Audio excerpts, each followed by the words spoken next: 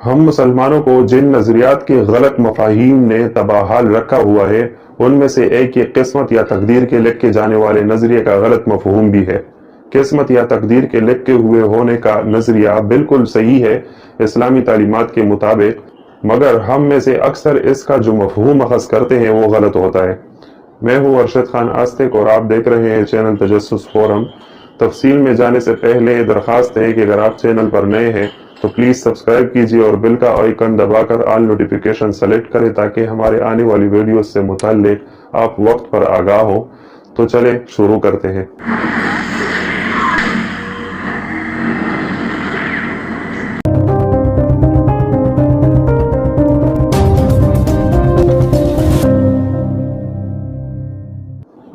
آپ کثرت سے سنتے آئے ہوں گے کہ انسان کی پیدائش سے بھی بہت ہی پہلے اس کی ساری تقدیر یا قسمت لکھ کی جا چکی ہوتی ہے کہ وہ دنیا میں آ کر کتنا کھائے گا، کتنا پیے گا، کتنی سانسیں لے گا۔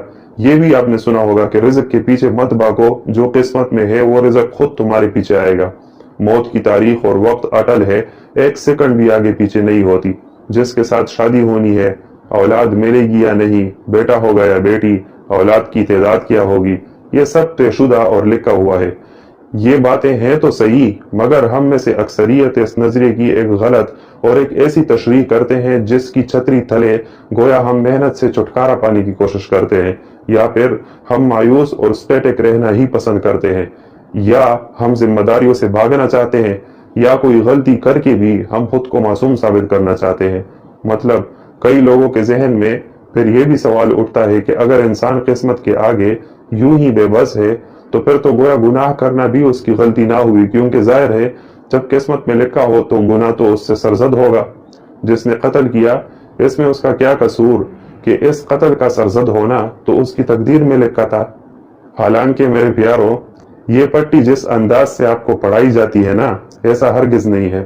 جب ہم کہتے ہیں کہ تقدیر آپ کی پیدائش سے پہلے ہی لکھی جا چکی ہوتی ہے، جس میں آپ کی موت کی تاریخ، رزق، کہاں شادی ہوگی، کون کون اولاد ہوگا، کیا کیا واقعات زندگی میں پیش آئیں گے شامل ہوتا ہے، تو اس کا یہ مطلب نہیں ہوتا کہ ان سب معاملات میں تبدیلی نہیں ہو سکتی، بلکہ لکھے جانے کا مطلب صرف اور صرف اتنا ہے کہ یہ سب اللہ کے علم میں ہوتا ہے۔ مطلب اللہ کو مستقبل یا غیب کا علم ہوتا ہے۔ مستقبل میں ہونے والے واقعات کا اللہ کو بالکل ایسے علم ہوتا ہے جیسے کسی کے سامنے لکھی ہوئی کتاب پڑھی ہو کہ فلاں تاریخ کو فلاں فلاں جگہ میں فلاں فلاں کے ساتھ یہ ہوگا، فلاں بندہ فلاں تاریخ فلاں وقت کو فلاں جگہ فلاں کام کرے گا۔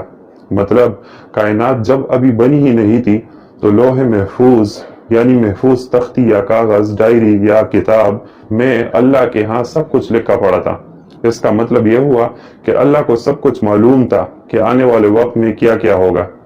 ایک اور مطلب اس گفتگو کا یہ ہوا کہ کائنات میں چلتی اللہ کی مرضی ہے، یعنی اگر اللہ ایک کام نہیں چاہتا تو بندے میں اتنی طاقت نہیں ہے کہ وہ اللہ کی مرضی کے بغیر اپنی ذہانت، جسمانی طاقت، اثر و رسوخ اور علم سے کوئی تبدیلی لائے، یعنی اللہ سے مقابلہ نہیں ہو سکتا۔ باقی لکھ کے جانے کا یہ مطلب ہرگز نہیں ہے کہ سب کچھ فکسڈ ہے، اٹل ہے اور تبدیلی ممکن نہیں ہے۔ ہاں، یہ آپ ضرور کہہ سکتے ہیں کہ ریڈی میڈ لکھ کی گئی قسمت یا تقدیر اللہ کی طرف سے ان لوگوں پر اپلائی ہوتی ہے جو اسے تبدیل کرنے کے لیے کوشش ہی نہیں کرتے۔ جو بندہ کوشش کرتا ہے تو اللہ اس کی کوشش کو دیکھ کر اس حساب سے اس کی تقدیر میں تبدیلی لاتا ہے، اور یہ بات بھی اللہ کے علم میں ہوتی ہے کہ فلاں بندہ فلاں وقت کو فلاں کام کرے گا جس کی وجہ سے میں اس کی تقدیر تبدیل کروں گا۔ اب ہم کوشش کیسے کر سکتے ہیں؟ اس کے طریقے بھی خود ہمارے دین نے ہمیں بتائے ہیں۔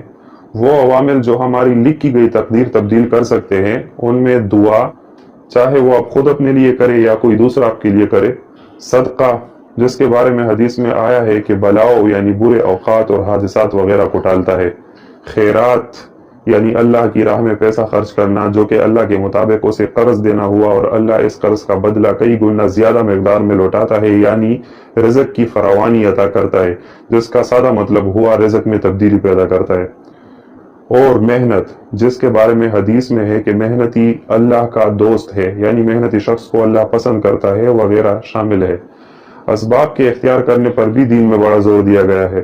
رسول اللہ صلی اللہ علیہ وسلم نے بذات خود جینے کے لیے محنت مزدوری کی، لڑنے کے لیے تیر، تلوار اور نیزہ اٹھایا ہے، زخم کھائے ہیں، बिना असबाब इख्तियार किए तैयार आसमान से चीजें नहीं उतरा करती। वो कहते हैं ना कि दो दुकानदारों के दरमियान एक बहस चल पड़ी। फर्द अव्वल ने कहा कि अल्लाह रिज़्क देता है जो किस्मत में लिखा हो, चाहे तुम कुछ करो या ना करो। फर्द सानी ने कहा कि नहीं, ऐसा नहीं है, मेहनत करोगे तो उस हिसाब से अल्लाह रिज़्क देगा। इस पर फर्द अव्वल ने शर्त लगाई कि देखो, मैं दुकान बंद करके दूर किसी सहरा में किसी दरख्त के नीचे जा लेटता हूँ, तुम देखना कैसा मेरा अल्लाह मुझे रिज़्क देता है। उसने ऐसा किया तो चंद दिन बाद फर्द सानी का वहां से गुजर हुआ। फर्द सानी के हाथ में पानी का बोतल था। फर्द अव्वल जो दरख्त के नीचे लेटा था और भूख प्यास से हालत ऐसी हुई थी कि उसने मुश्किल से ही उंगली से इशारा करके मुंह से आह आवाज निकाली कि पानी जरा मिल जाए, नहीं तो जान निकलने वाली है। तो फर्द सानी ने उसे खूब पानी पिलाई। जब फर्द अव्वल की हालत थोड़ी ठीक हुई तो फर्द सानी ने उससे कहा कि देखा, ये पानी हासिल करने के लिए भी तूने आह आवाज निकाल कर गोया मेहनत की, वरना शायद मुझे अंदाजा ना होता कि इधर कोई बंदा पानी के लिए तरस रहा है। नाजरीन, कुरान मजीद की एक आयत में भी अल्लाह करीम वाज़ेह तौर पर फरमाता है कि इंसान के लिए वही कुछ है जिसकी वो सही यानी कोशिश करे, यानी लैसा लिल इंसानि इल्ला मा सआ। इससे साबित होता है कि अल्लाह किसी की मेहनत के मुताबिक उसकी तकदीर मॉडिफाई करता है। हमारे कॉलेज लेवल के एक इस्लामियात के उस्ताद मुहतरम सर अकबर अली साहब फरमाते थे कि जब हम तकदीर के लिखे हुए होने की बात करते हैं तो ये ऐसा है कि हम फर्ज करें कि आपकी तकदीर एक व्हाइट बोर्ड पर लिखी गई है, लेकिन अल्लाह की तरफ से आपको डस्टर और मार्कर पकड़ा दिए गए हैं कि आप चाहे तो इस लिखाई में तरमीम कर सकते हैं। अब अगर आपने तरमीम कर ली तो ठीक है, फिर उसी हिसाब से आपकी तकदीर चलेगी, और अगर आपने तरमीम नहीं की तो फिर आप पे वो रेडीमेड तकदीर ही अप्लाई होगी। अब ये डस्टर और मार्कर क्या है जिनके जरिए आप अपनी लिखी गई तकदीर में तरमीम कर सकते हैं? ये डस्टर और ये मार्कर दुआ, सदका, खैरात और मेहनत वगैरह है। तकदीर दुआ के जरिए तब्दील हो सकती है। इस हवाले से एक वाक़या आपसे शेयर करता चलूं।